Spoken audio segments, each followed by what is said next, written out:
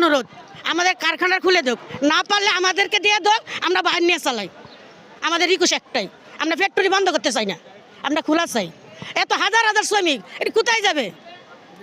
মাননীয় প্রধানমন্ত্রী একটাই রিকোয়েস্ট, আমাদের বাচ্চার লেখাপড়ার টাকা নাই, দুধ খাওয়ার টাকা নাই, এভাবে বন্ধ রাখলে কি আমরা চলতে পারবো?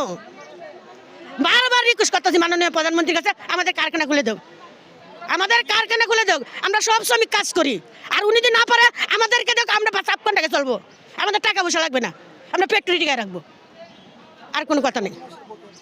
আমরা কোনো টাকা পাবো 1 মাসে 2-3 মাসের টাকা পাবো, আমরা টাকাটা ফ্যাক্টরি না, আমরা ফ্যাক্টরি খুলে দেবো। টাকাটা কোনো বড় কিছু না, আমাদের ফ্যাক্টরি খুলতে হইব। আমাদের না জানে কেন ফ্যাক্টরি তালা মারলো, আমরা পাওনা আছে এটা দিয়ে দিব।